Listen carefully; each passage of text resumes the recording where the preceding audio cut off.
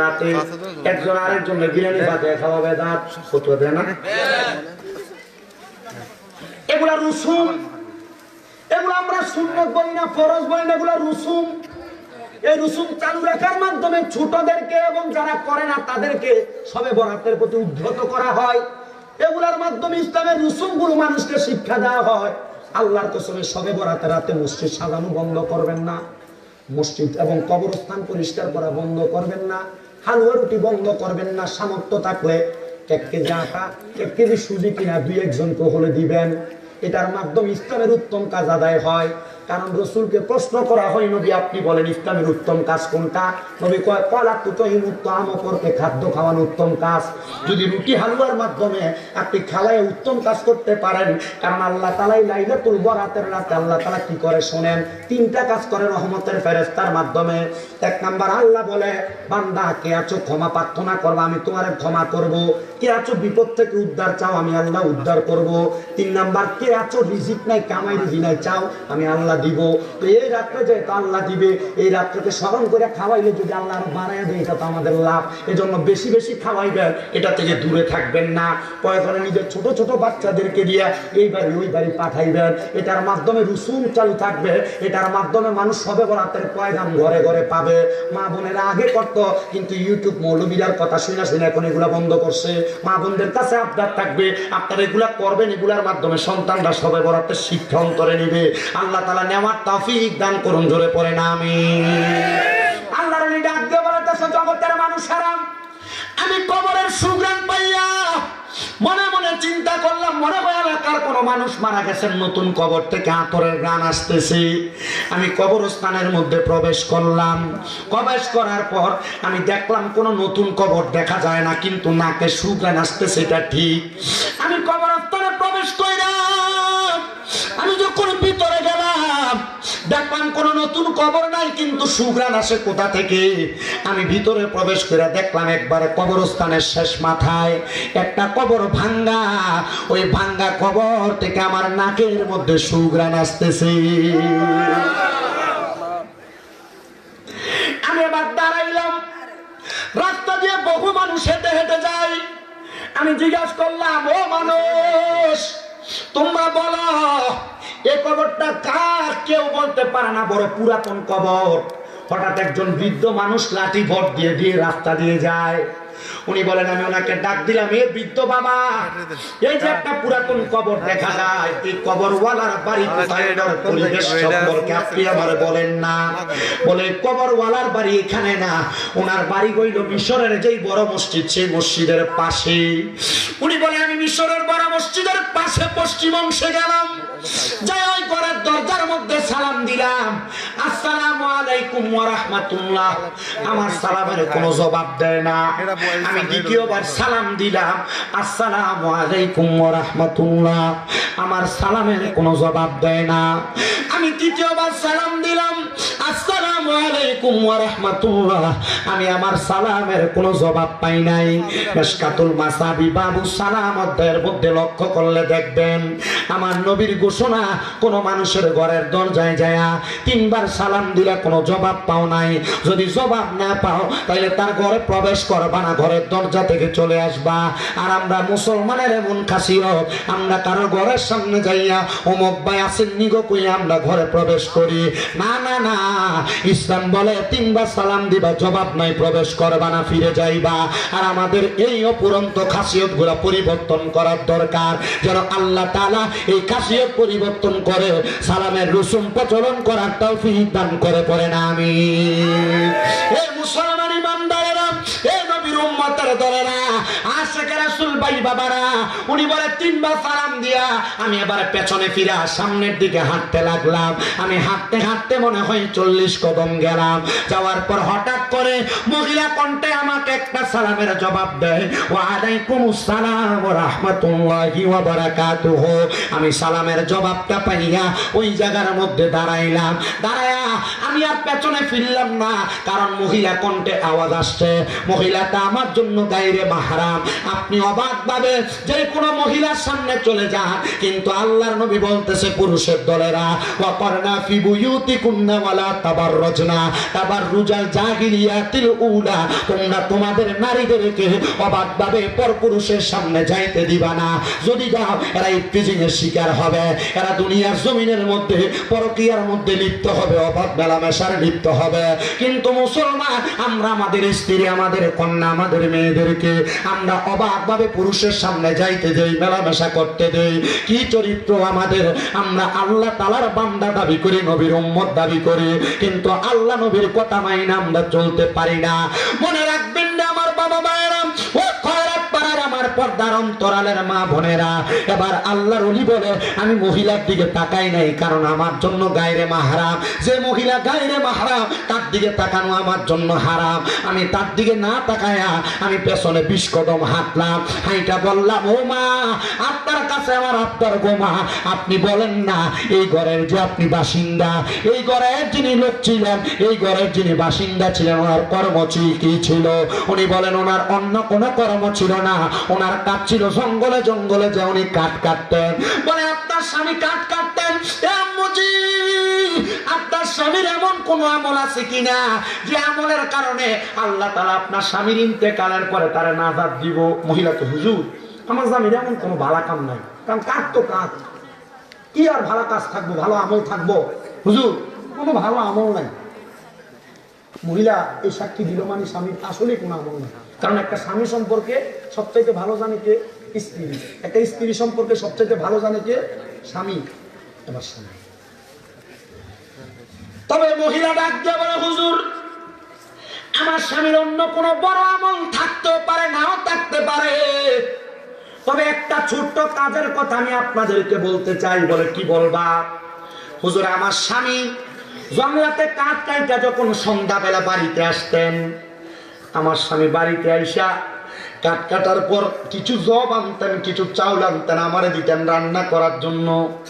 আমি রান্না কইরা স্বামীর কাছে আসার আগে আসার পরে আমি দেখতাম আমার স্বামী নামাজের মুসল্লাটা বিছায়া আল্লাহ তাআলার কোরআনটা হাতে নিয়া আমার স্বামী চোখের পানিগুলা ছাইরা দিয়া দিয়া কান্দে। আমি যখন সব সময় আমার অবস্থা দেখলাম, আমি আমার স্বামীকে প্রশ্ন করলাম, ও কলিজার স্বামী, কোনদিন আপনাকে কোরআনুল কারীম তেলাওয়াত করতে দেখি নাই, আপনার জবান দ্বারা কোরআনের একটা আয়াত পড়তে শুনি নাই, তো আপনি যে আল্লাহ তাআলার কোরআন পড়েন না, তেলাওয়াত করেন না, তো আপনি বলেন না কেমন ভাবে কেন কান্না করেন, কান্নার কারণটা কি?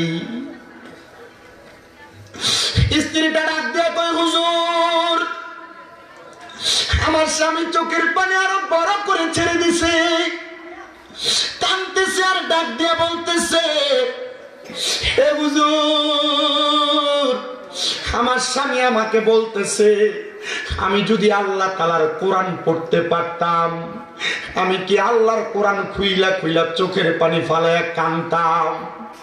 আল্লাহর ওলি বলেন আমি এই উত্তরটা পাইয়া চলে গেছি। আমি প্রতিমধ্যে রাত্র গভীর যখন হয়ে গেছে আমি 2 রাকাত নামাজ পড়েছি, যে নামাজের নাম সলাতুল ইস্তেসকা।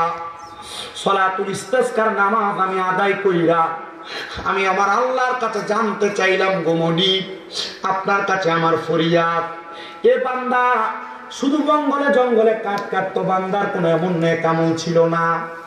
বান্দাদের দুনিয়ার জমিনের ভিতর থেকে কবরে যাওয়ার পর বান্দার কবর থেকে সুঘ্রাণ আসতেছে। মনিব আপনি বলেন না বান্দার কবর থেকে কেন সুঘ্রাণ আসতেছে? বান্দার এমন কি নেক আমল আছে? বলে বান্দার অন্য কোনো নেক আমল না, বান্দা যে আল্লাহর কোরআন তেলাওয়াত করে করে কান্না করত, কোরআন তেলাওয়াত করতে পারতো না, তাকায়া তাকায়া কান্না করত। এজন্য আমার আল্লাহ তাআলা এই কোরআনের বরকতে বান্দার কবরে সুঘ্রাণ চালু করে দিছে। কোরআন পড়তে পারেন না মুরব্বী বাবারা, যুবক ভাইয়েরা, আল্লাহর ওয়াস্তে এই কোরআন তারে বুকের সাথে আগলে রাখবেন, তেলাওয়াত করতে পারেন না তাকায়া থাকবেন, দেখবেন আমার আল্লাহ তাআলা অসংখ্য রহমত অসংখ্য বরকত দিবে। কারণ আমার আল্লাহ বড় দয়াবান, আমার আল্লাহ বড় মায়াবান। বলেন আমার আল্লাহ যদি দয়া করে, আল্লাহ যদি মাফ করে, দুনিয়ার কোনো বান্দা এই দুনিয়ার জমিনের মধ্যে, ওই দুনিয়ার জমিনের মধ্যে বান্দার জান্নাতে যাওয়া আটকাইতে পারবে না। এবার বলেন আমরা সবাই আমার আল্লাহর দয়া নিয়ে আমাদের গুনাহ মাফ করাইতে চাই কি চাই না? ওই আল্লাহর দয়া কম না বেশি? আপনারা আসতে দিতেছে জিকির করে আদায় গেছেন না, আবার করবে, আমিও করবো। আমার কারণ ওয়াজের পরে সামা কাওয়ালি আছে, এখন আর বল খাওয়ানোর দরকার নাই, শুধু আমার সঙ্গে সুবহানাল্লাহ আলহামদুলিল্লাহ ঠিক করি। আমি একটু ওয়াজটা করি, একটু মনোযোগ দিয়ে শুনি, ঠিক আছে না? সবাই গরম হলে কেউ বলি আমার আগে যদি গরম আছে আমি নরম থাকি, এটাই ভালো। কি কর? তার মানে বোঝা যায় আল্লাহর কোরআন যারা তেলাওয়াত করতে পারেন না, অনেকে মুরব্বি হয়ে গেছে, কোরআনে দিয়ে সাইডে হরফ অক্ষরগুলো ভালো করে দেখে না, আপনি করবেন কেমনে? আপনি তাকে থাকবেন, মোহাব্বত করবেন, লাভ বুঝি না? লাভ আছে? মাফ করার মালিক কে? আরেকটা ছোট্ট ঘটনা শোনাই। যে বান্দার নাম হযরত সুলতান মাহমুদ গজনবী রাহমাতুল্লাহ আলাইহি, ওনার জীবনের 7 খণ্ডের একটা কিতাব আছে। হযরত সুলতান মাহমুদ গজনবীর একটা কাজ ছিলেন, উনি দুনিয়ার জমিনের মধ্যে একটা গোপনে ইবাদত করতেন, যে গোপন ইবাদতের নাম হলো তাহাজ্জুদের সালাত। কোন সালাত? অনেকগুলো নামাজের কথা বলবো একটা ধাপে ধাপে। এর আগের একটা ঘটনায় বলছি সালাতুল ইস্তিসকার কথা, এখন আরেকটা নামাজের কথা বলছি সালাতুত তাহাজ্জুদ। হযরত সুলতান মাহমুদ গজনবী বলেন, আমি আল্লাহ তাআলার আদেশ মোতাবেক তাহাজ্জুদের নামাজ আদায় করি, কারণ আমার আল্লাহ তাআলা আমার নবীকে বলেছেন আপনি রাতের কিছু অংশে তাহাজ্জুদের নামাজ পড়েন। যদি আপনি তাহাজ্জুদের নামাজ পড়েন অতি সত্বর আপনাকে মাকামে মাহমুদ দেওয়া হবে। তো আমার নবীকে তাহাজ্জুদ নামাজের ওযুর পানি যোগায় দিতেন নবীজির একজন কলিজার টুকরা সাহাবী, যার নাম হযরতে রবিয়া। উনি বলেন আমার নবীজিরে যখন আমি তাহাজ্জুদের নামাজের ওযুর পানি যোগায় দেই, আমার নবী আমার বলতেছে, এর রবিয়া তাহাজ্জুদের নামাজের ওযুর পানি যোগায় দেয়া হইলা দিলা, তুমি বলো না আমি নবীর যে এত খেদমত করে আমি নবীর কাছে তুমি কোনো কিছু চাও কিনা? রবিয়া ডাক দিয়া কই, নবী গো আমি আপনার সাথে জান্নাতে আপনার সাথী হইয়া থাকতে চাই। আমার নবী দোয়া করেছে, আর ঠিকই হযরতে তালহা রাদিয়াল্লাহু তাআলা আনহু বলে আমি স্বপ্ন দেখেছি আমার নবীর সাহাবী রবিয়া আমার নবীর সাথে জান্নাতে আছে। ওই তাহাজ্জুদ নামাজ আদায় করতেন হযরতে সুলতান মাহমুদ গজনবী। তিনি বলেন আমি একদিন ফজরের নামাজের পূর্ববর্তী মুহূর্তে আমি তাহাজ্জুদের নামাজ আদায় করার জন্য বের হইলাম। বের হওয়ার পর দেখলাম 4 জন ব্যক্তি দূরে দিয়ে হাইটা হাইটা যায়। আমি চিন্তা করলাম এই 4 জন মনে হয় তাহাজ্জুদ নামাজ আদায় করার জন্য ওযু করতে বের হইছে, কারণ যে বেটাটা ভালো মানুষ এ বেটা কারো সম্পর্কে মন্তব্য করতে মন্তব্যটা ভালো করে, কিন্তু দেখবেন এলাকার অনেক কুষ্ঠিত লোক আছে, বাজে লোক আছে, মানুষের সম্পর্কে যখন তখন যে কোনো মন্তব্য করে। আছে না এমন ভাই? আছে না? চা দোকানে বসা, রাস্তায় বসা, দোকানে বসা মানুষের সম্পর্কে একবার অবাক ভাবে যে কোনো মন্তব্য করে বসে, এটা ভালো মানুষের স্বভাব না। রাসূলের পাকের কথা, দুনিয়ার জমিনের মধ্যে ভালো মানুষগুলা সুন্দর সুন্দর বাক্য দ্বারা মানুষদেরকে সমর্থন করে, মানুষদেরকে ডাক দেয়। এবার হযরতে সুলতান মাহমুদ গজনবী বলেন আমি তাকায় দেখলাম এমন একটা অবস্থা, এই অবস্থা দেখে আমি চিন্তা করলাম আমি যেমন তাহাজ্জুদ পড়তে আসছি তারাও আমার কাছে তাহাজ্জুদ পড়ার জন্য মনে হয় ওযু করতে আসছে। হযরতে সুলতান মাহমুদ গজনবী ডাক দিয়ে কয়, জগতের মানুষের দলেরা, এবার দেখলাম তারা আমার সামনে আসতেছে, আর তারা সেই জায়গায় দাঁড়ায় দাঁড়ায় চিন্তা করে দেখলে আমরা 4 জন একা 4 জন মিলা চুরি করতে আসছি, আর এই বেটার কত সাহস, বেটা একা একা চুরি করবার লাগে আসছে। আল্লাহর ওলি বাইরেছে কি করবার লাগে? এই 4 জন বাইরেছে কি করবার লাগে? চুরি করবার লাগে। আল্লাহর ওলি চিন্তা করে আমার মতো মনে হয় তাহাজ্জুদ পড়ে না আরো 4 জন আছে, আর সুর 4টা চিন্তা করে কি আমরা 4 জন মিলে এসে চুরি করতে, আর বেটা একা এসে চুরি করতে, কত বড় সাহস! উনি ডাক দিয়ে বলতেছেন, এ 4 জন সদস্য তোমরা কেন আসছো? সামনে আসার পর 4 জনে কয় আপনার যেই কাম আমরা সেই কাম। আল্লাহর ওলি ডাক দিয়ে বলতেছেন আপনি যে কথা বললেন আপনারা কাম কি বলেন না, নিয়ত করে আসছি যে বাদশার বাড়ি চুরি করাম, আপনিও যে আসছেন তাহলে আপনি একা একা কেমনে চুরি করবেন? তো সুলতান মাহমুদ গজনবী বলে আমি তো চুরি করতে আসি না, আমি তাহাজ্জুদ পড়তে আসছি। তো তোমরা যে আসছো চুরি করতে 4 জন এক লগে, তো কে কম নেয় কে বেশি নেয়? বলে না, কেউ কম বেশি নেয় না, আমরা 4 জনের 4টা ক্ষমতা, আমরা 4টা ক্ষমতা দিয়ে সমান সমান ভাগ নেই। বলে 4 জনের 4 ক্ষমতা, সুরেরও ক্ষমতা আছে? বলে হ্যাঁ, সুর আছে না, সুরের ক্ষমতা আছে না? এখন এলাকায় যেটা সুরটা নেশা করে, এটার ক্ষমতা বলা, এটা লোক মানুষ লাগে না, কারণ তার লোকে লাগলে বাইরের এলাকা থেকে হুইটটা খুব দৌড়ে আনে কার্য করবে লোকে। আমার এই সুরটাটির লোক অনেকে সম্পর্ক বজায় রাখে, কি লেগে? তার লোকের সম্পর্ক রাখবে, আমার লোকে কেউ লাগলে তে আমার পক্ষে লাগি করবে। অথবা যারা নেশা করে, যারা বাজে কাজ করে, সন্ত্রাস, এদের সাথে যারা সম্পর্ক রাখে, রাসূল বলছে তারা আমাদের দলভুক্ত নয়। তো নবীর দলভুক্ত যদি না হয়, তাহলে এই ব্যক্তি কি মুসলমান? এটা কি মুসলমান? আপনাকে আমার লোক বুঝতেছেন?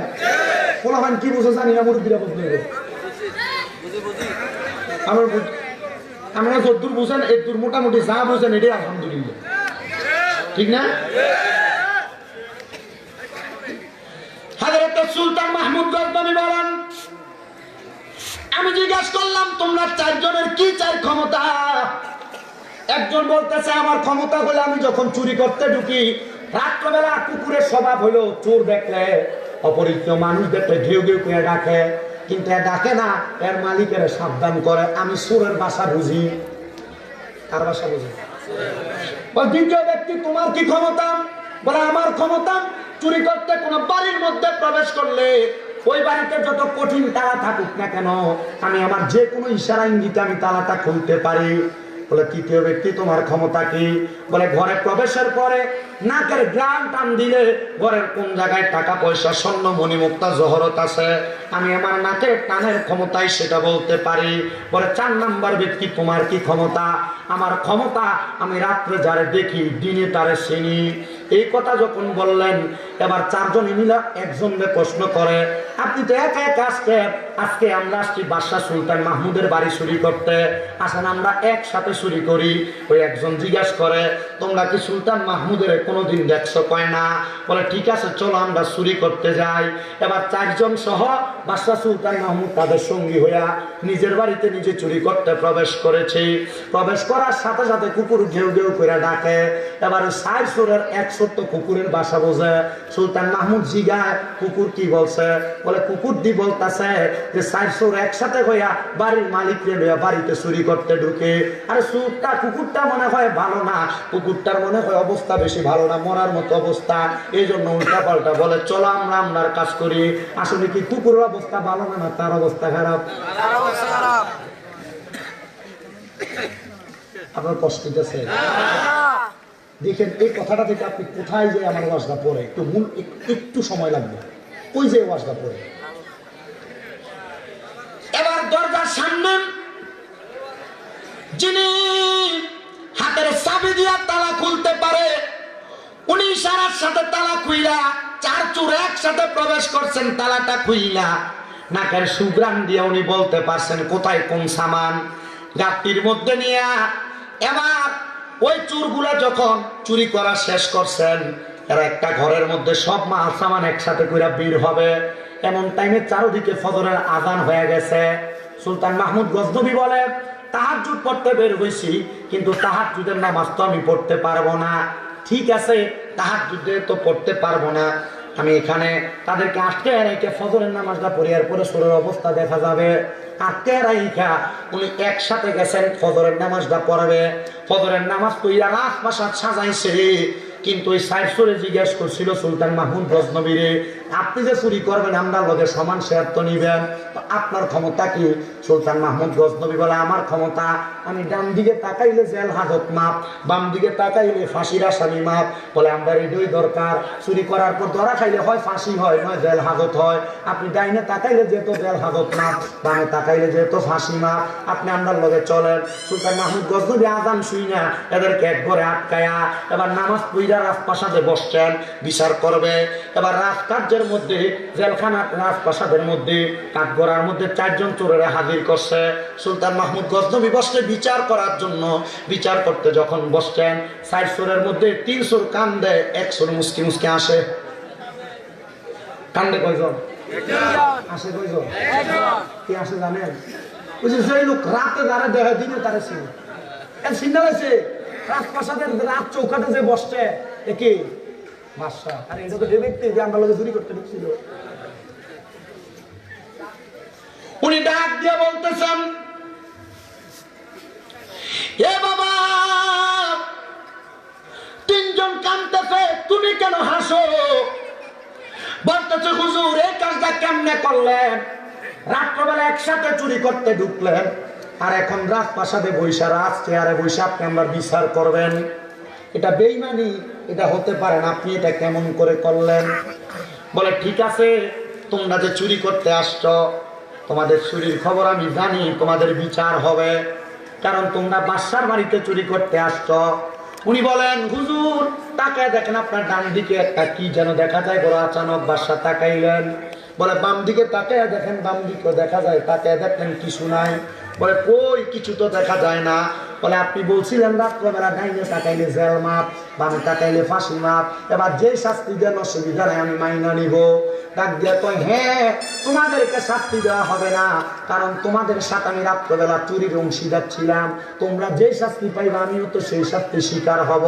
তবে মনে রাখো, আজকে তোমাদেরকে মাফ করছি, কাল কিয়ামতে আমার আল্লাহ তোমাদেরকে মাফ করবে না। এবার ওই চারজন চোর একসাথে সাজদার মধ্যে পইরা আমার আল্লাহর কাছে ডাক দিয়ে, আল্লাহ দুনিয়ার একজন বাদশা যদি একসাথে এক রাত্রি কাটানোর কারণে আমার মাফ করে দিতে পারে, আল্লাহ আমরা গুনাহগার, আমরা বুঝি নাই, আমরা যদি তোমার সাথে প্রত্যেক দিন রাত্রে একটা প্রেমের সম্পর্ক লাগিয়ে দিতাম, আল্লাহ তুমিও তো আমারে মাফ করতা। আল্লাহ আমরা বুঝি নাই রে, আমাদেরকে তুমি মাফ করে দাও। আরে বাবা, আপনি বোঝেন না, আল্লাহর কাছে মাফ চান না। এবার বলেন, মাফ করার মালিক একজন, তিনি কি? সম্পদের কামনা করেন, সম্পদ, সম্পদ দেওয়ার মালিক তো আমার আল্লাহ, কিন্তু আপনি সম্পদ চাইতে পারেন না, এই জন্য সম্পদ আল্লাহ আপনারে দেয় না। মনে রাখবেন, অল্প টাকা কামাই কইরা ঘরে ভাঙ্গা থাইকা, ভাঙ্গা ঘরে থাইকা আপনি যদি বেশি সম্পদের কামনা করেন, আল্লাহ আপনারে দিবে না। তবে অল্প টাকা কামাই কইরা ছোট্ট ঘরে থাইকা আপনি যদি আল্লাহর শুকরিয়া আদায় করেন, আমার আল্লাহ তাআলা আপনাকে সম্পদ দিয়ে ভরপুর করে দিবে। কারণ আমার আল্লাহ কয়, বান্দা লা ইউকাল্লিফুল্লাহু নাফসান ইল্লা উসআহা, আমি আল্লাহ তাআলা কারোর সাধ্যের বাহিরে কোনো কিছু চাপিয়ে দেই না। এ মুসলমান ইমানদারেরা, বাংলা টিনের ঘরে থাইকা তুমি কইও না আল্লাহ আমারে বড় বিল্ডিং বানিয়ে দাও না। আপনি বাংলা ঘরে থাইকা আল্লাহ তাআলার শুকরিয়া আদায় করবেন, দেখবেন আমার আল্লাহ তাআলা আপনার অসংখ্য অগণিত বরকত দান করবে। বলেন সুবহানাল্লাহ। ওই শুকরিয়া আদায়ের দুই মাধ্যমের কথা বলেছি। এক নাম্বার মাধ্যম হলো কোরআন তেলাওয়াত, দুই নাম্বার মাধ্যম হলো আল্লাহ তাআলার ইবাদত নামাজ। আসেন আমরা ওই কোরআন তেলাওয়াতের মাধ্যমে মাহফিল শুরু করার দিকে যাই।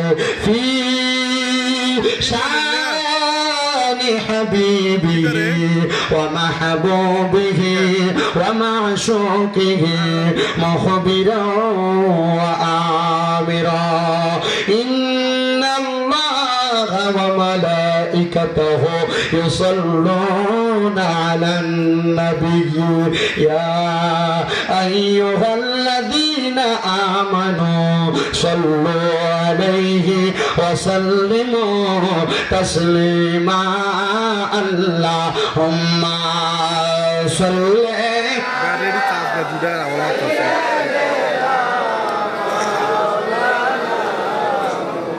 ওয়া আলা আলি সাইয়্যিদিনা একটা মাল বেবে দেখো মনে মনে প্রেমনি করছ নবীর সনে, নইলে থেকে বা রোজা হাসরে মুহাম্মাদিয়া রাসূলুল্লাহ আল্লাহুম্মা সাল্লি মোহাব্বত নিয়ে পড়েন মুহাম্মাদ ওয়া আলা আলি সাইয়্যিদিনা শিখাইয়া প্রেম খেলা কইল কাইলা কামলিওয়ালা, একবার দেখা দিয়া মিঠা জালা মুহাম্মাদিয়া রাসূলুল্লাহ আল্লাহুম্মা সাল্লি আলা সাইয়্যিদিনা মুহাম্মাদ ওয়া আলা আলি সাইয়্যিদিনা লা ইলাহা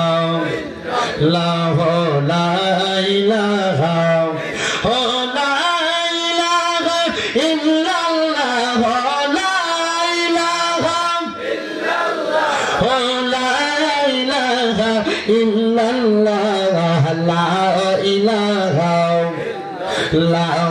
লা ইলাহা আল্লাহ আদম হাওয়া বানাইলা তুমি বেহেশতের মাঝে রাখিলা আবার হিকমতে গম দম খাওয়াইয়া হিকমতে গম দম খাওয়াইয়া দুনিয়াতে পাঠাইলা লা ইলাহা হায়রে অনেক দূরে মদিনা আমরা কেমনে যাব জানি না। আপনারা বলেন খয়রাত পাড়ার মানুষ আমরা সবাই মদিনা যাইতে চাই কি চাই? যাইতে চাই? ডান হাতটা তুলে আমার আল্লাহরে দেখান আর জবাট না খুলে জোরে একটা তাকবীর দেন না। আর এক তাকবীর এটা দিয়া মদিনা মুহাব্বতের আওয়াজে তাকবীর নারে তাকবীর। এ বাবা গত বছর যখন আপনাদের মাহফিল আসছি আমার চুল্লি লম্বা ছিল, এবছর দেখেন চুলগুলা নাই। মাত্র 3 মাসে মক্কা মদিনা হজ করে আসছি।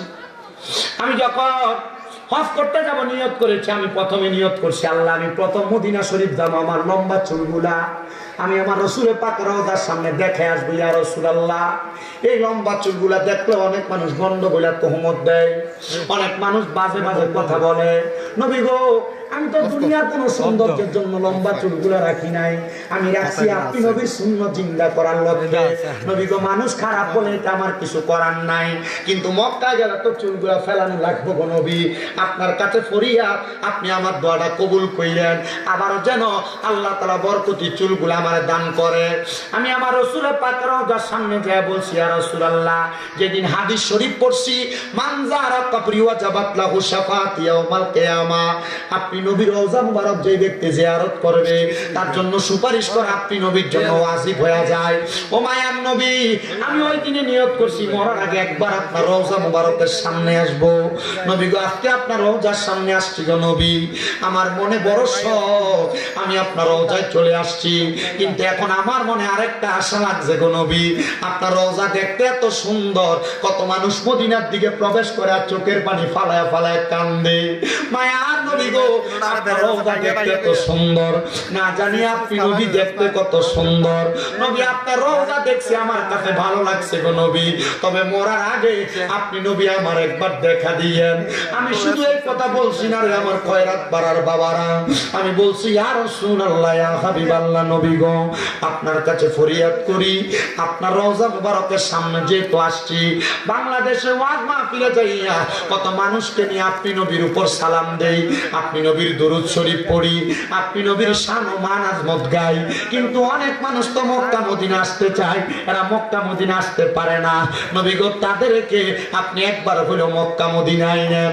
আমি এই দোয়াটা আল্লাহর কাবা ঘরের সামনে যাইয়া আল্লাহর কাবা ঘরের গিলাফ ধরে ধরে বলছি ইয়া রাসূলুল্লাহ ও আল্লাহ তাআলা আপনার কাবা ঘরের গিলাফ ধরে বলি কত মানুষ মক্কা মদিনা আসতে চায়, এরা যদি মক্কা মদিনা আসতে পারে এদের অন্তরের আবেগটা ঠিক থাকবে। কেন মক্কা মদিনা যাইবা জানো রে মুসলমান? আল্লাহর কাবা ঘরের সামনে যে এক রাকাত এক ওয়াক্ত নামাজ পড়লে আমার আল্লাহ তাআলা আমল নামার মধ্যে 1 লক্ষ ওয়াক্তের সওয়াব দান করে। তোমার খয়রাত পাড়ার মসজিদে 1 ওয়াক্ত নামাজ পড়লে 1 ওয়াক্তের সওয়াব পাইবা, কিন্তু মদিনা শরীফের ভিতরে 1 ওয়াক্ত নামাজ পড়লে 50,000 ওয়াক্তের সওয়াব পাইবা। মনটা কি চায় না ওই মক্কা মদিনা একবার যাওয়ার জন্য? মনটা কি চায় না ওই মক্কা মদিনা একবার যাওয়ার জন্য? কোন দিন তুমি 1 লক্ষ ওয়াক্ত নামাজ পড়বা আর মক্কায় গিয়া 1 ওয়াক্ত নামাজ পড়লে 1 লক্ষ ওয়াক্তের সওয়াব। হে আপুজিরা আপনাদের কদমে হাত দিয়ে বলি রে বাবা, আপনারা দুনিয়ার জমিনের মধ্যে তাইকা 2-1 লাখ টাকা হইলে খেতে দিয়া জায়গা কিনেন, 1 লাখ টাকা হইলে 50,000 হইলে ব্যাংকে নিয়ে রাখেন না রে আপুজিরা। এই এই সম্পদগুলো জোগাড় দিলে আপনার সন্তান তার মতো করে ব্যবহার করব। তবে আপনার কাছে আবদার, এই সম্পদগুলো আপনি না জোড়ায়া আপনি মক্কা মদিনা যাই আল্লাহর কাছে দোয়া করেন, আল্লাহ আমার সন্তানকে তুমি সম্পদ দাও। আপনারা বলেন মক্কা মদিনা যাই দোয়া করলে আমার আল্লাহ তাআলা আপনার দোয়া কবুল করতে পারে কি পারে না? এবার বলেন ওই মক্কা মদিনা আমরা সবাই যাইতে চাই কি চাই না? আস্তে কই যাইতে চাই কি চাই না? কারা কারা যাইতে চাই দুই হাত সোজা করে দেখায়। বাবা তোকির একটা জোরে থাকবে।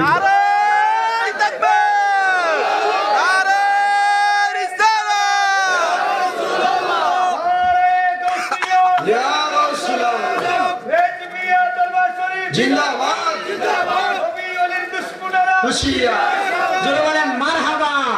তাহলে মক্কা মদিনা যাইতে চাই কি চাই না? যারা যারা যাইতে চাই জবান খুলে মুহাব্বতের আওয়াজে বলেন আরে দয়াল আল্লাহ দয়া করেন, দয়াল আল্লাহ দয়া করেন, নসিব করেন মদিনা। লা ইলাহা লা ইলাহা ইলাহা ইল্লাল্লাহ মুহাম্মাদুর রাসূলুল্লাহ সাল্লাল্লাহু আলাইহি ওয়াসাল্লাম। আসেন আমার বাবাজিরা বন্ধুরা, আদবের সাথে আল্লাহ তাআলার ইসমে জাতে জিকির করব, এমন ভাবে আদব রক্ষা করব যেন আল্লাহ খুশি হয়। দুনিয়ার মানুষ খুশি হইল কিনা এটা আমার দেখার বিষয় নাই। আল্লাহকে খুশি করার জন্য মুহাব্বতের আওয়াজে এক তালে এক সুরে আল্লাহ তাআলার ইসমে জাতের জিকির করবেন। আল্লাহ যেন আমাদের জীবনের গুনাহ মাফ করে দেয়। মুহাব্বতে ডাকবেন আল্লাহ আল্লাহ আল্লাহ আল্লাহ আল্লাহ রাসূলুল্লাহ আমরার চোখের মনি মক্কি মাদানী হাবিবুল্লাহ আমরার চোখের মনি মারহাবা আল্লাহ আল্লাহ রাসূলুল্লাহ আমরার চোখের মনি মক্কি মাদানী রাসূলুল্লাহ আমরার চোখের মনি মারহাবা আল্লাহ আল্লাহ আল্লাহ তাআলা আসনুরে আল্লাহ ইয়া চায় পারগাবিলাই আমরা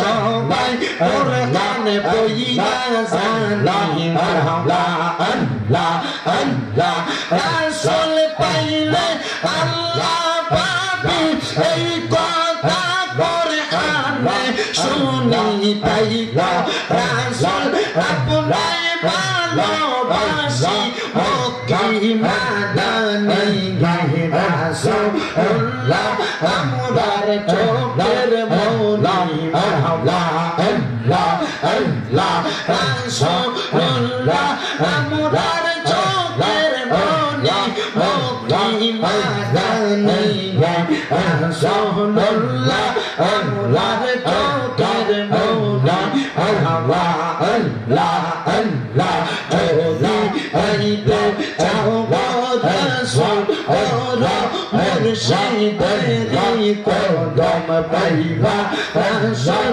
সদা সর্বদা মারহাবা আল্লাহ আল্লাহ চরণ পাইতে চাইলে ওলির চরণ ধর আইলে পাইবা তুমি সর্বদা জানা মক্কি মাদানী রাসূল আমার মায়া মেহরবানি মারহাবা আল্লাহ আল্লাহ রাসূলুল্লাহ আমরার চোখের মনি মক্কি মাদানী রাসূলুল্লাহ আমরার চোখের মনি মারহাবা আল্লাহ আল্লাহ আল্লাহ আল্লাহ আল্লাহ পাতাই সালাম পাতাই কদম পানাই ওরে শাসবি তায়ার কৌশল দিব ওরে পাতলা আল্লাহ মারহাবা আল্লাহ আল্লাহ সালাম আল্লাহ আল্লাহ আল্লাহর সামনে আল্লাহ আল্লাহ আল্লাহ আল্লাহ সালাম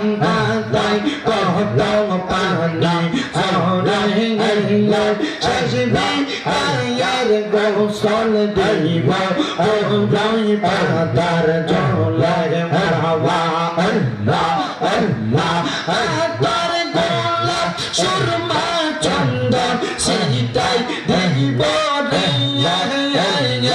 ও বাবা পানার রাজিবা ওলা দইয়া ও মেঘ দিবে ইরা ফিরে ফিরে চালা আইয়া রাইয়া মারহাবা আল্লাহ আল্লাহ তোমায় ডাক দিলে ওলার পানায় চালাই ও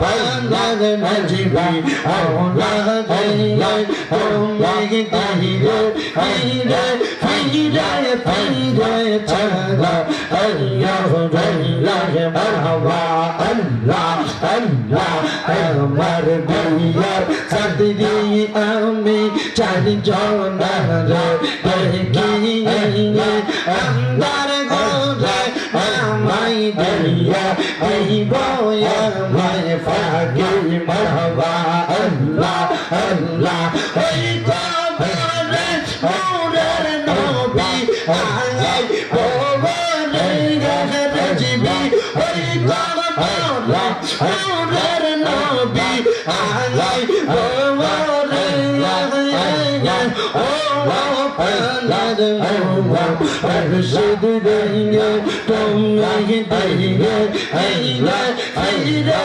ফিরে চারা আল্লাহ মারহাবা আল্লাহ আল্লাহ চন্দর রাইবা আই সবর জিবি চন্দর ও বাহার ও মার গলাই দিব বাবা মেরকা আল্লাহ মারহাবা আল্লাহ আল্লাহ ও মার আদাতে আমি সাইয়া আলাই তোরে রাজবি রাতা ইয়া তামি সাইয়া আলাই কোমা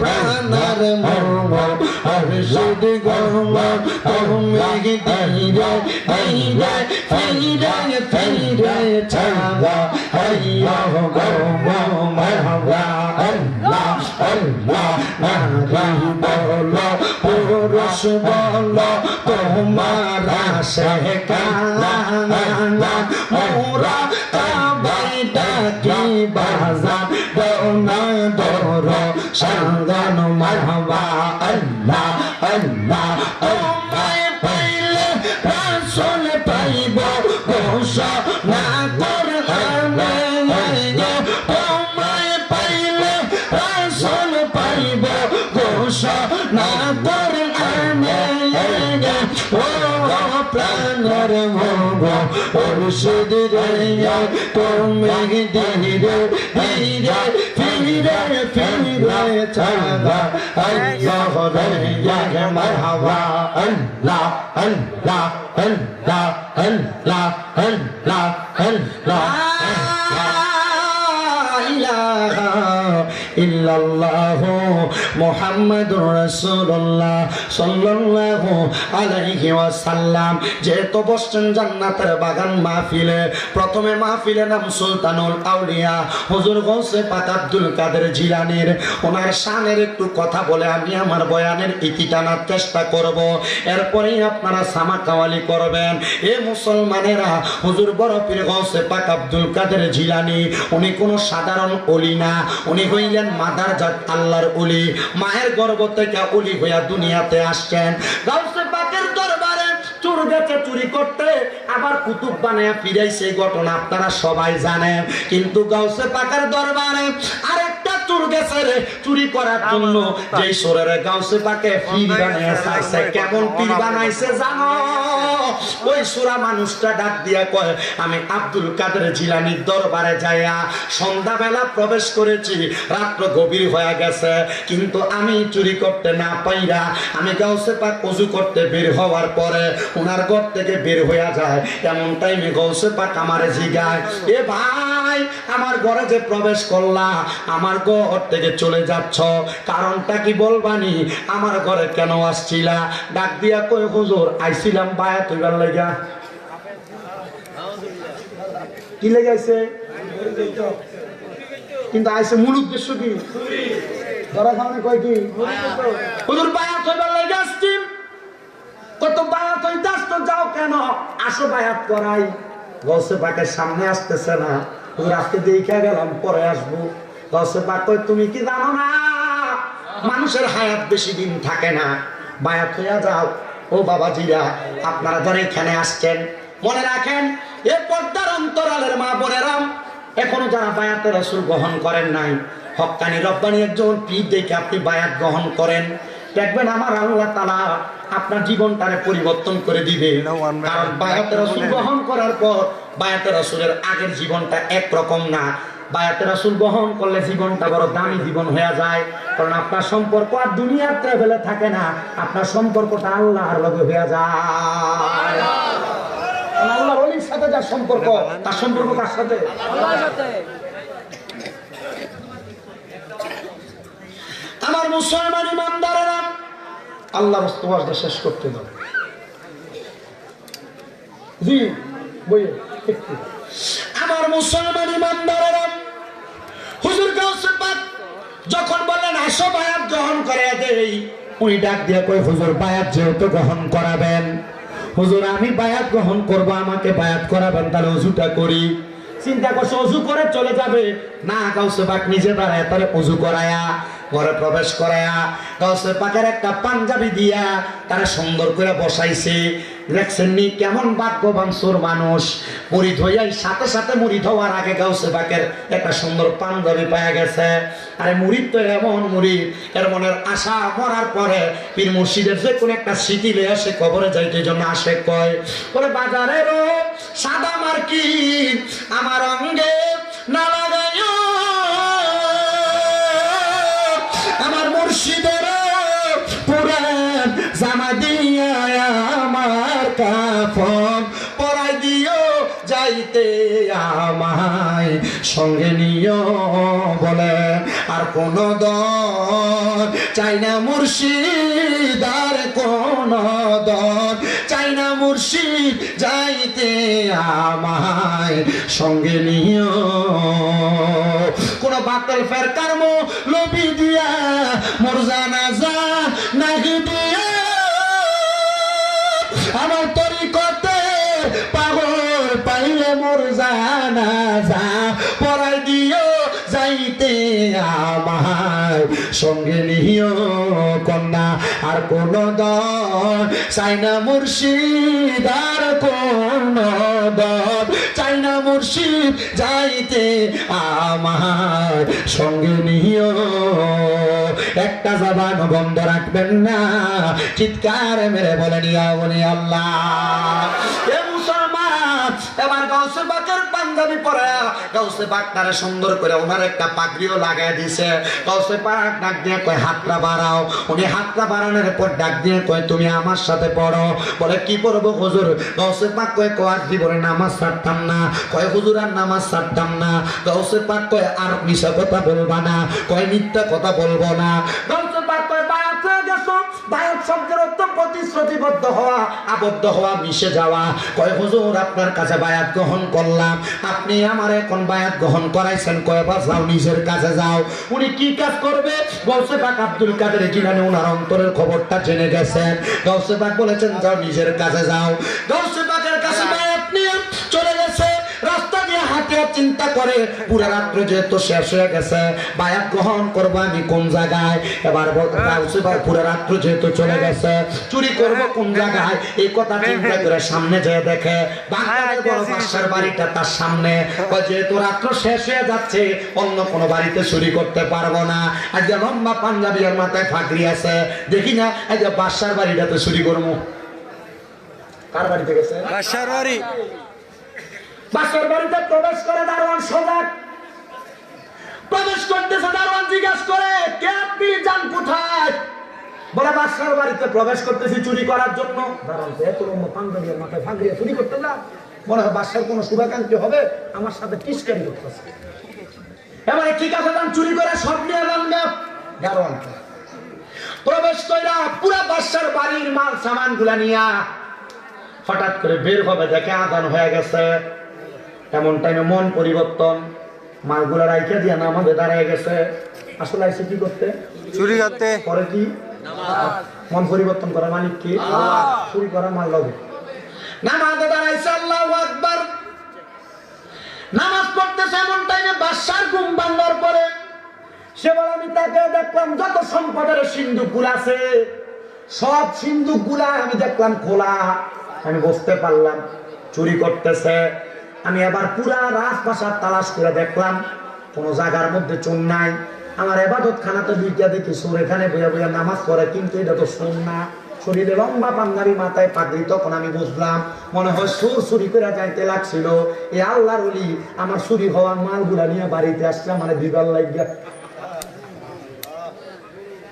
আসলে কি দিতে হয়েছে না? আরে ঘরের মাল সব নিয়ে গেল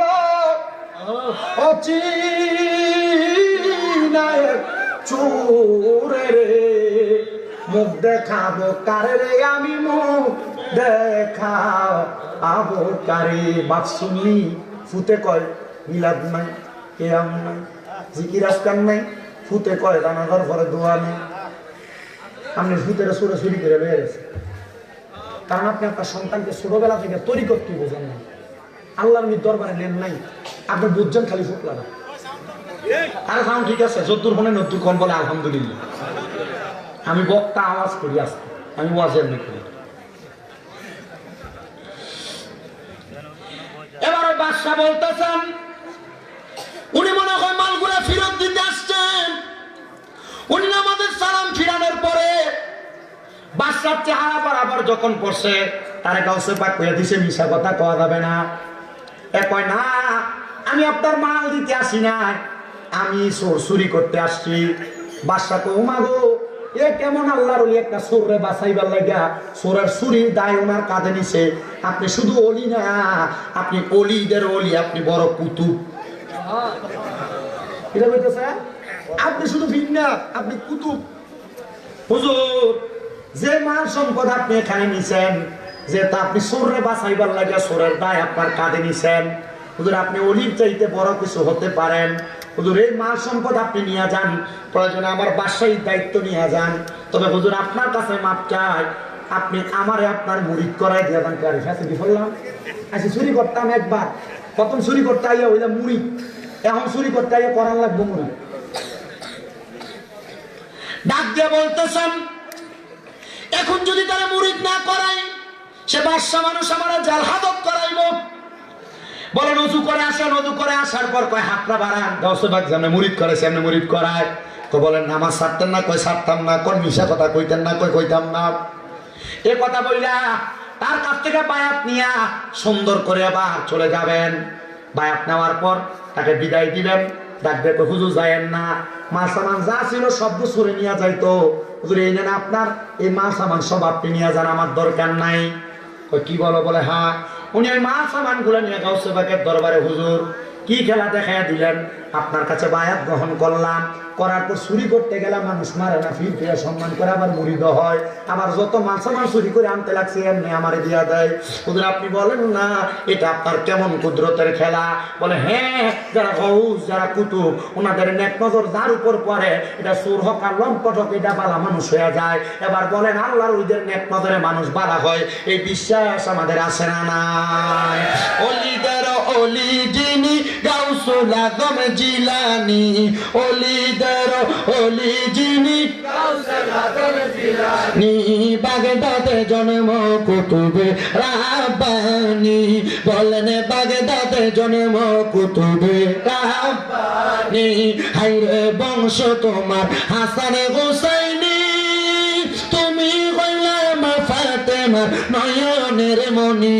বলেন বংশ তোমার হাসান হুসাইনি, হায়রে তুমি হইলাম ফাতেমা আমার নয়নের মনি মুর্দা কলব জিন্দা করো ও গো গাউসে সামদানি মুর্দা কলব জিন্দা করো ও গো গাউসে সামদানি বাগদাদে জন্ম কুতুবে নি বলেন অলিদের অলি যিনি গাউসুল আজম জিলানি অলিদের গাউসুল আজম জিলানি বাগদাদে জন্ম কুতুবে রাব্বানি বলেন বাগদাদে জন্ম কুতুবে তোমার কাঁধে নবীজির কদম সব অলিদের কাঁধে তুমি গাউসের কদম বলেন তোমার কাঁধে নবীজির কদম সব অলিদের কাঁধে তুমি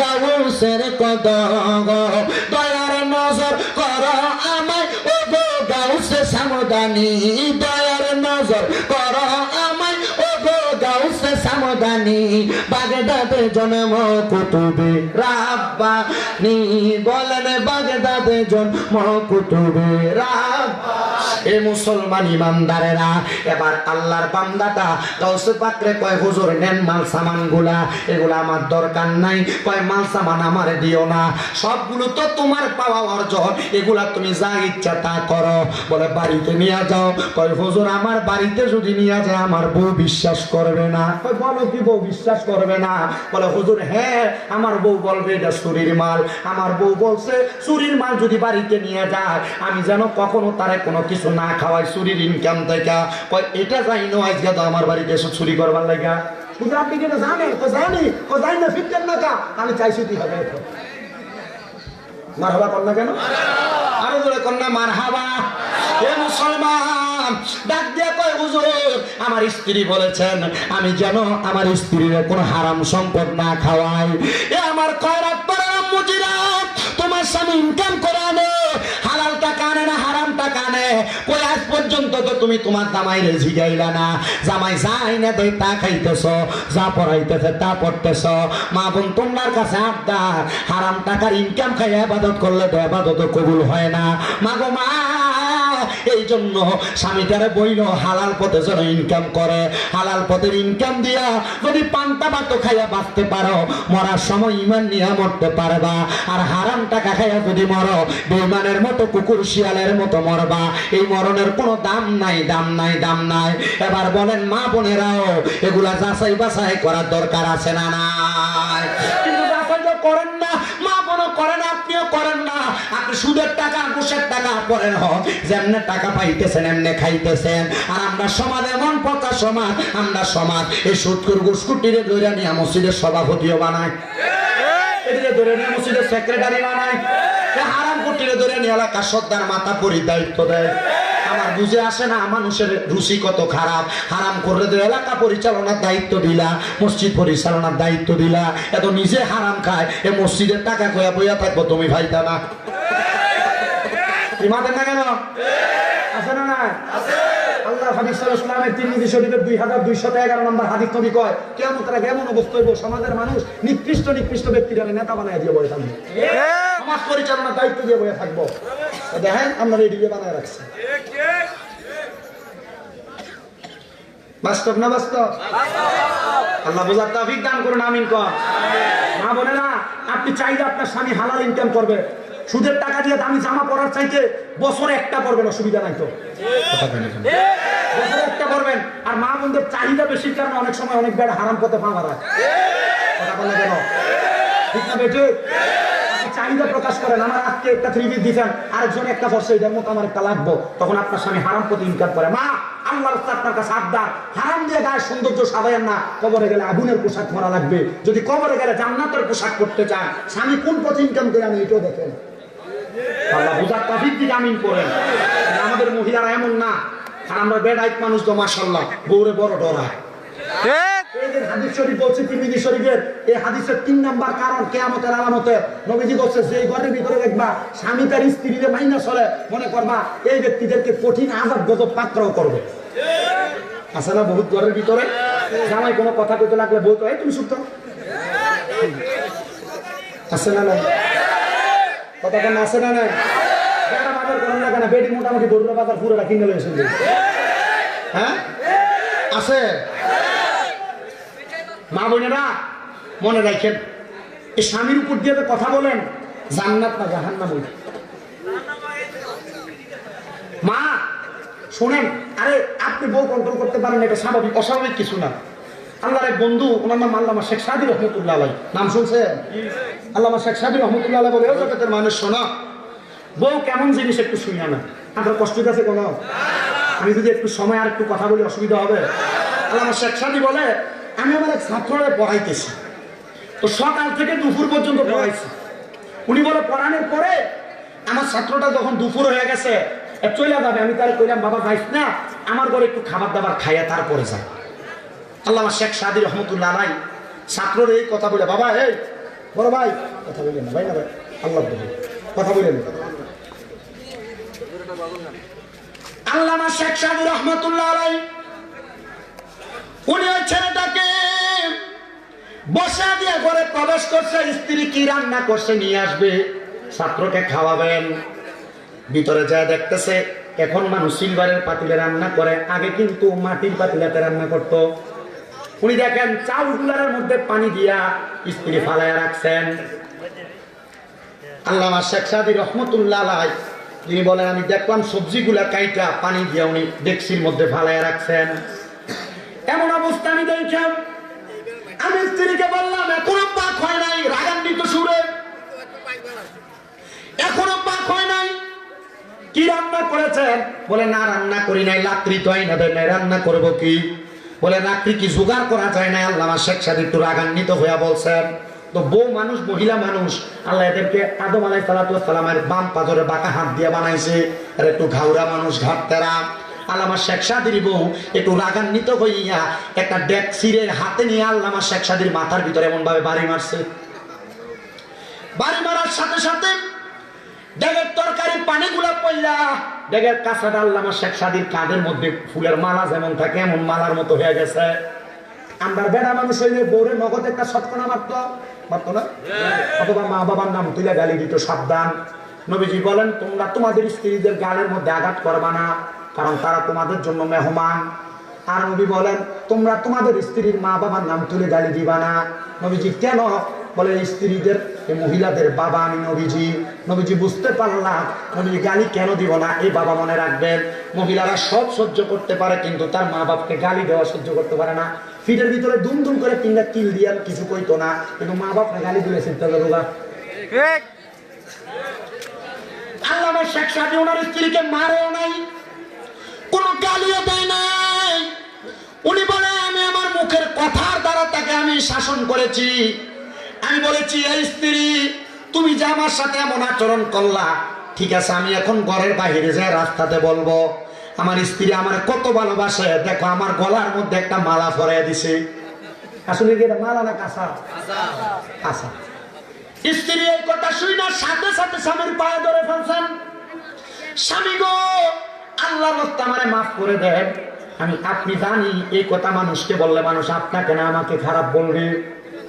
এ মহিলারা স্বামী কোনো অন্যায় করলে মানুষের কাছে কইও না, তোমার বোনের কাছে কইও না, বাপের বাড়িতে কইও না, জালের কাছে কইও না। বলে হুজুর কেন? কারণ তোমরা একদিন মিলবাটি, কিন্তু সে তোমারই দোষের কথা মনে রাখবো আর মানুষের কাছে গায়ে গায়ে ফিরবো। মা বোনেরা এই দোষগুলা বইলেন না, ভাইয়েরাও বইলেন না, মনে রাখবেন আপনার ঠিক হবে, কিন্তু তৃতীয় পক্ষ আপনার সংসারটারে নষ্ট করে দিবে। এজন্য উলামায়ে কেরাম পর্যন্ত বলে, কোন স্বামী স্ত্রীর মাঝে যদি কেউ সংসার ভাঙতে চায়, তোমরা স্বামী স্ত্রী বেশি বেশি করে ফজরের পরে গোসল করবা, যেন মানুষ দেখে। কেন বলতেছে? এই জন্য গোসল করবা, যদি কেউ তোমাদের সংসার ভাঙতে চায়, তোমাদের গোসলের অবস্থা দেখে চিন্তা করবো, আরে আমরা যদি তারা সংসার ভাঙতে চায়, এরা একটু মিলে দেবো। আমি শিক্ষার কিছু কথা বলতেছি।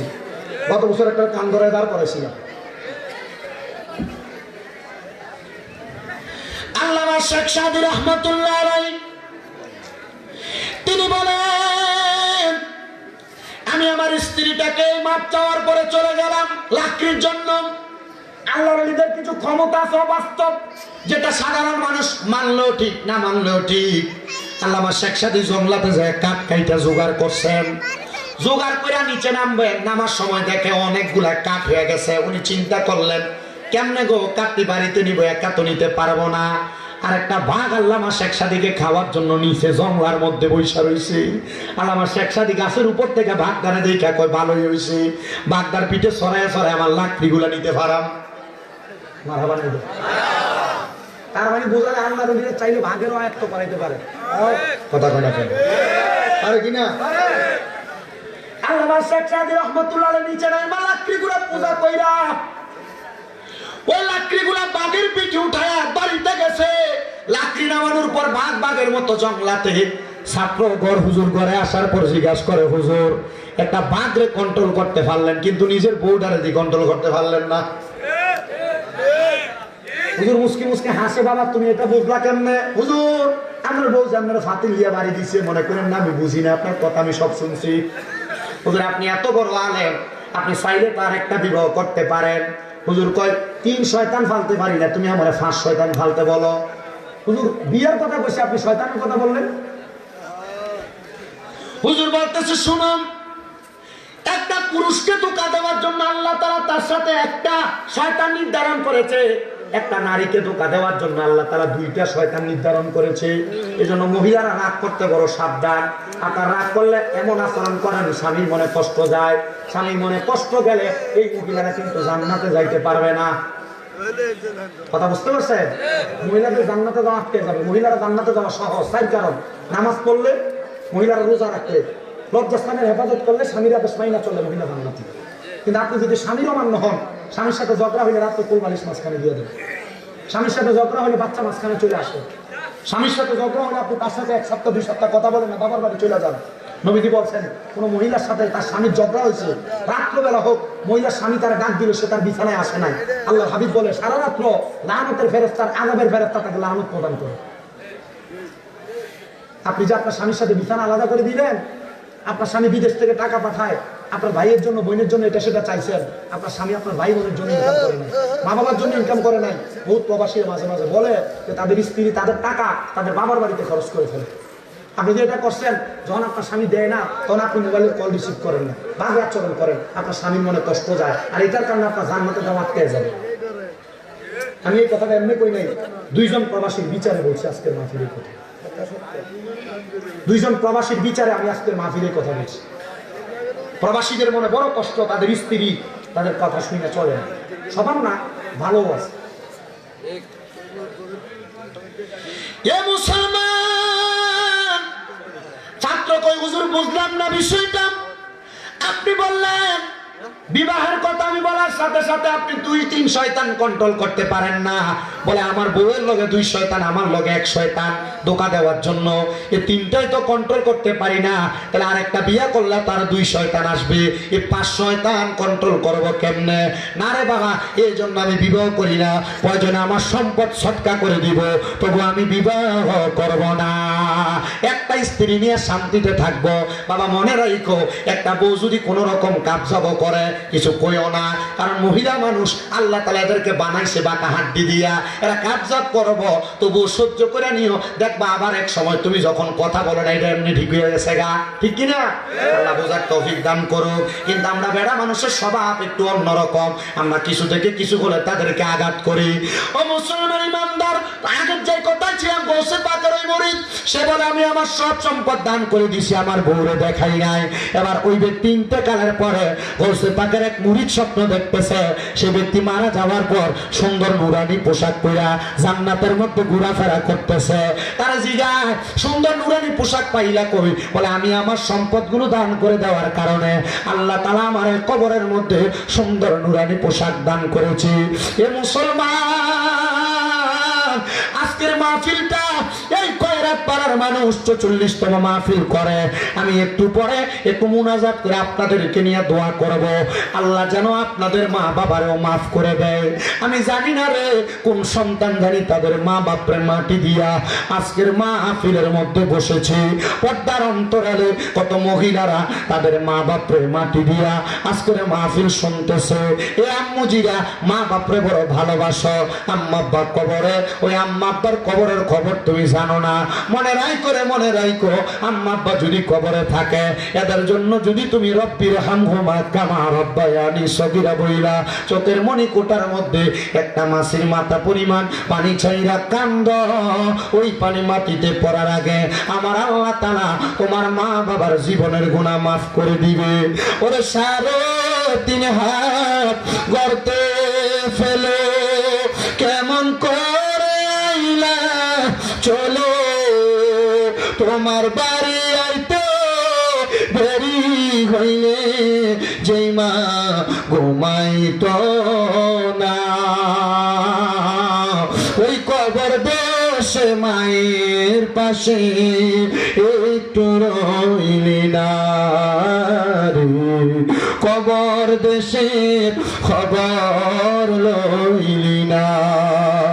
কেমন আছেন মা জননী, কেমন আছে বাবা মনি, একবার তো ফিরা চাইলি না, ওই মা বাবারে কষ্ট দিয়া দুনিয়াতে দিন কাটাইয়া কোনদিনও শান্তি পাবি না।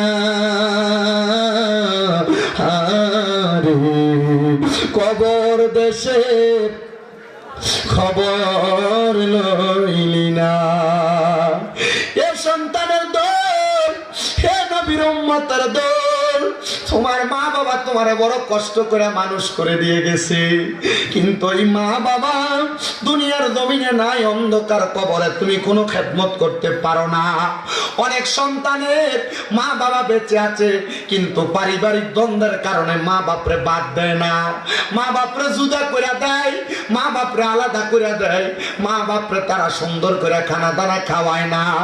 এই সন্তানের দল, তোমাদের পায়ে হাত দিয়া বলি, ওই আম্মা আব্বা যদি অন্ধকার কবরে না থাইকা বেঁচে থাকে, ওই রত্নটা বাইচা থাকলে মা বাপের মতো রত্নরে যত্ন করো। মনে রাখবারে এই মা বাবার মতো রত্নটারে যত্ন করলে আমার আল্লাহ তাআলা তোমার অসংখ্য নিয়ামত অসংখ্য বরকত দান করব। কিন্তু অনেক সন্তান এই মাহফিলে বসতে হুজুর আমি আমার মা বাপরে বাদ দেই না, ঘরের ঝগড়ার কারণে বউ কথার কথাই বলছে তোমার মা বাপরে তুমি একা কেন খাওয়াও, আরো 2-3 ভাই আছে তারা দি খাওয়ায় না, তুমি একা খাওয়াও। এই কথা শুই না মা বাপরে জুদা আলাদা করে দিছ। দে পুত্র পাও আমার সামনে দে, আমি আমার দিব্যাটা দিয়া তোর পাওটা পরিষ্কার করে দিমু। ওয়াদা কর এখান থেকে বাড়িতে যায় মা বাবার পাউডির মধ্যে ধরবি, তোরা কবি মা ও আব্বা জান আল্লাহর রাস্তায় আমি সন্তানদের মাফ করে দেন।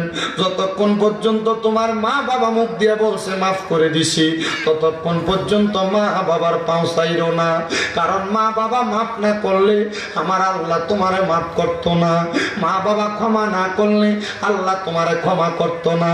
কিন্তু অনেকে চিন্তা করে হুজুর আমি মাপ চামু দূরের কথা, আমি তো 2 ঈদে মা বাবার পাশ হইয়া সালামি করি না, আমি কেমনে মাপ চামু?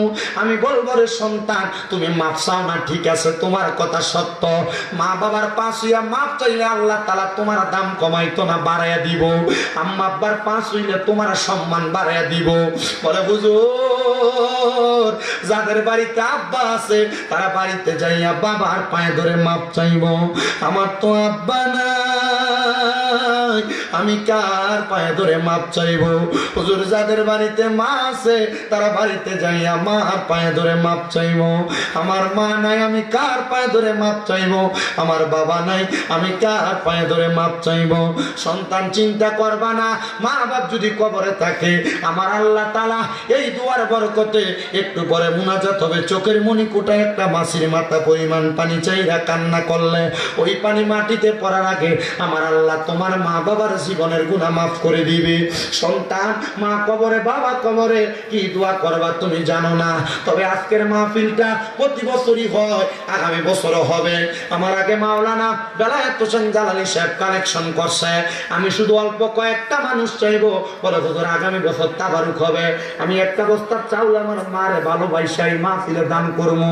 ও হুজুর আমি আমার আব্বারে মোহাব্বত কইয়া একটা ছাগল দান করবো মাহফিলে তাবারুকের জন্য। হুজুর আমি 10,000 টাকা দান করবো আমার মারে ভালোবাসা, আমি 5,000 টাকা দান করবো আমার আব্বারে ভালোবাসা। সন্তান মা বাপ বাইচা থাকলে যদি একটা কেজি আপেল কিনা খাওয়াইতা, মাসে যদি 1,000 টাকার ফল কিনা খাওয়াইতা, 12 মাসে 12,000 টাকা খরচ হইতো।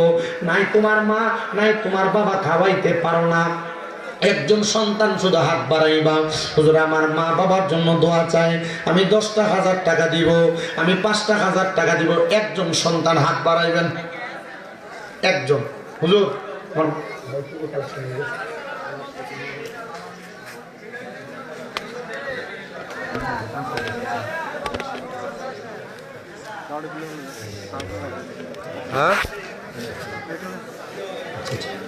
আচ্ছা একটু আমি কয়েকজন চাই, বলো হুজুর ঠিক আছে আমি 5,000 টাকা দিব। পর্দার অন্তরালের কোনো মা বোন থাকলে খবর পাঠান। আম্মা আপনার মনে রাখেন আপনার আম্মা আব্বা আপনার জায়গা জমি দিয়ে গেছে, যদি না দিয়ে যাইতো, যদি আপনি ভাড়া থাকতেন, ভাড়া মাসে যদি 5,000 টাকা করে ভাড়া দিতেন, তাহলে 12 মাসে কি 60,000 টাকা ভাড়া লাগতো না? বলো হুজুর আমি 60,000 টাকা তো মা বাবার পেছনে খরচ করতে পারতাম না, আমি 5,000 টাকা আমার মা বাবার মহব্বত করে মাহফিলে আগামী বছর দেন।